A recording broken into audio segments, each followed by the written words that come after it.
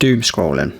Usually not very productive, but this evening I saw a very interesting post.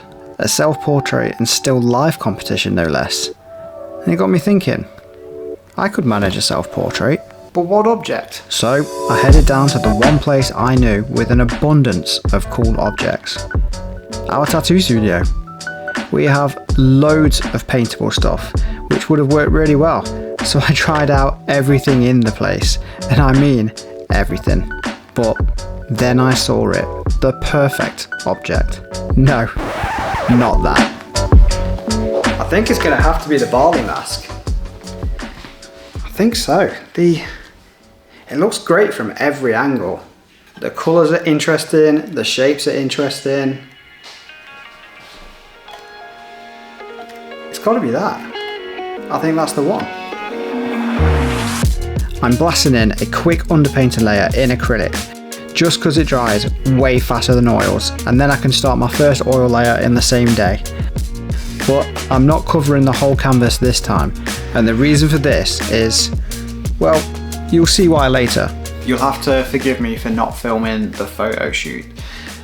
It was just too much. I couldn't have a camera taking photos of me and having a video of me having my photo. Too much. The deadline for this is August 24th, I believe, and today's date is the 9th, so only a couple weeks, but I do actually have quite a few tattoo appointments between now and then, so realistically I only really have a couple days painting to make this work. Better not waste any more time.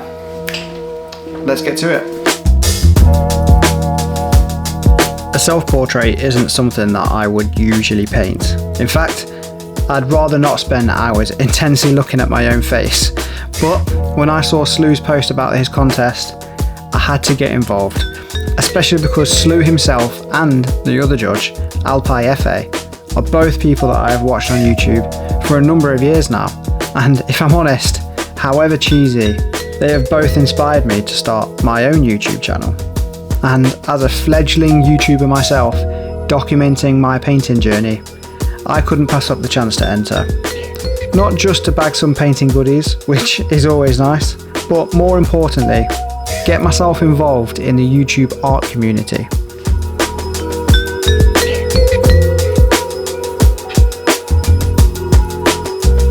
It's funny, this actually isn't the first self-portrait that I've painted. I actually painted one a couple years back, and weirdly enough, that one was also for a painting contest. Which I didn't win, by the way. So it'd be interesting to see the difference between the two when this is complete. And before you ask, absolutely not. You are not seeing the other one. But one thing that became really clear immediately, and I don't know if this is just me, but self-portraits are so incredibly difficult. Something about it being your own face. I told myself not to think about it too much and just study the shapes and shadows just like anything else, but that's easier said than done. And it is so easy to get in your own head about it.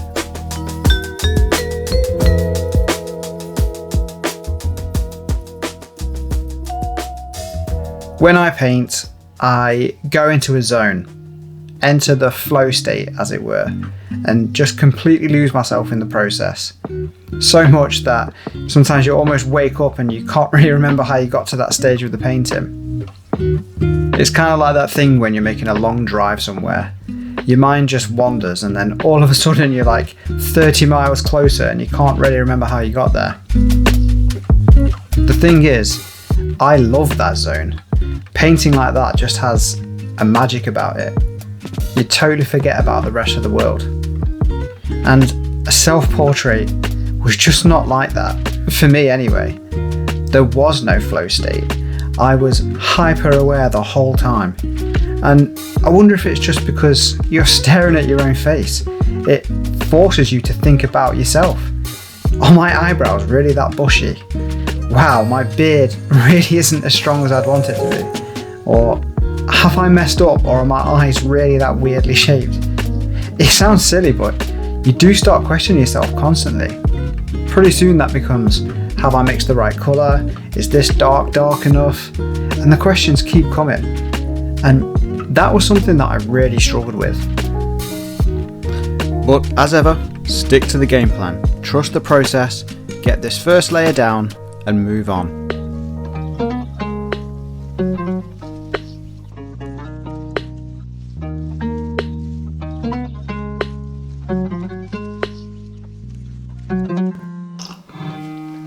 Portrait section is in. It's about 80% of the way there. I'm not overly happy with it, but I'm not upset with it. As my wife tells me, you always say that at this stage of the painting, and she's right, I do.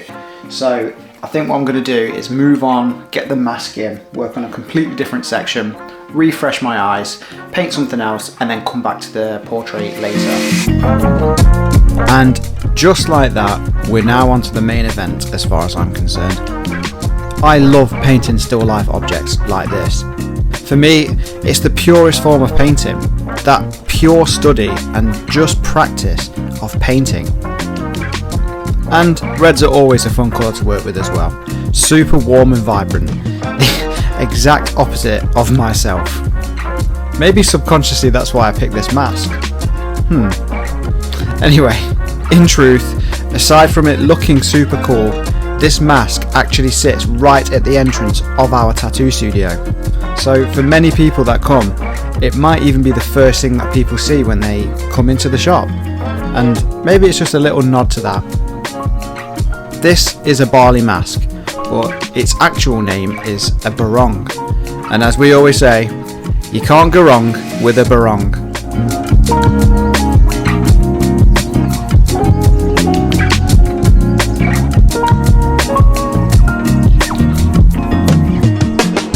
Probably one of the most interesting things about painting this mask is it is also hand painted itself. So it's kind of like doing a painting of a painting. Paintception almost. So you have to keep that in mind when painting the hand finished details, like the black and gold lines and the eyeball. It's not a real life eyeball. So don't be too precious making them perfect, because in real life they're not perfect. They're brushed in. So I tried to mimic that feeling in this painting. Trouble is, sometimes when you try to make something look less good on purpose, you run the risk of making it look less good by accident. That's actually a good point. Oh no.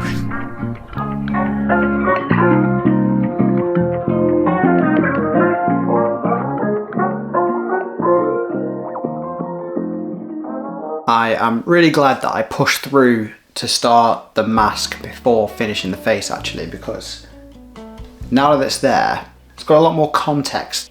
The next bit to do now though is the hands, and I hate painting hands. They're really difficult, and the shape of the mask, my hand's in a bit of an awkward position as it is, so wish me luck. Hands are always one of those commonly known hard things to draw, and in my reference, my hand is in a slightly unusual position, and that's because the mask is a bit of an awkward shape.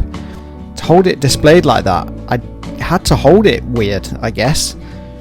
I did think about reposing the hand afterwards, but at this point I'd already photoshopped the mask to be slightly smaller than in real life, and I was worried if I moved the hand as well, it would be doubly changed, and maybe that would just hit the eye weird and be noticeable, I don't know. I decided to push through. We can always repaint it later if we want. In fact, the deadline for the competition is only a couple of days away at this point, so no, I guess we can't change it. Oh well.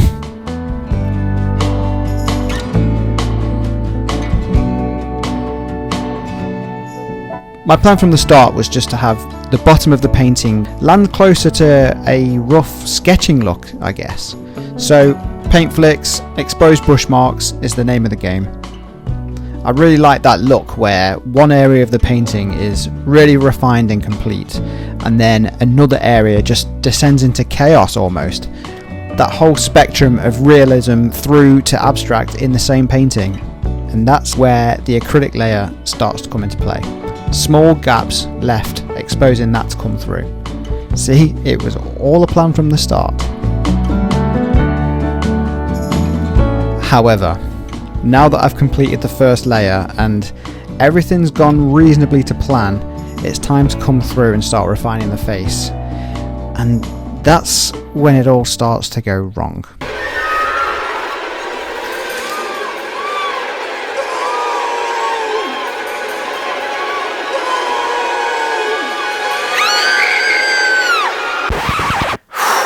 That was close.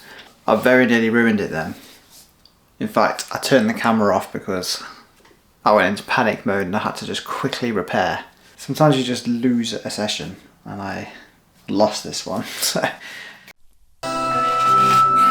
So yeah, I genuinely did go into a bit of a panic, to be honest, and I did turn the camera off. I ended up repainting the face 4 times, but brought it back, got it pretty close, and at this point I've got 1 afternoon left to paint, so background time it is.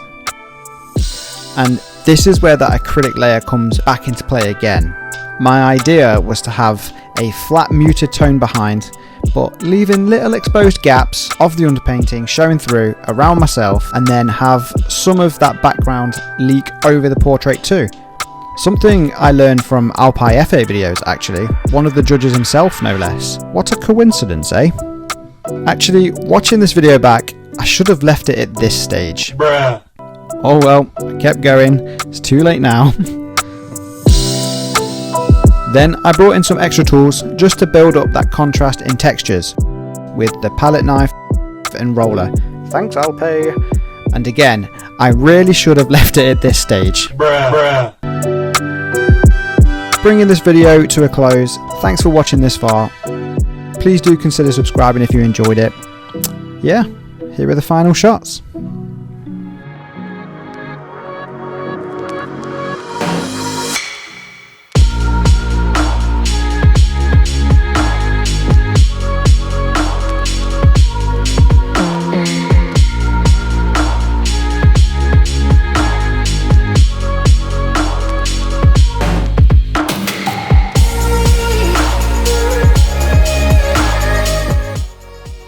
This one was a battle, but that's how it goes sometimes. I'm uploading this before the winners of the contest are announced, so I'll have to let you know how I get on. There will be a video somewhere on the screen if I do well, and if I don't, there might not be a video.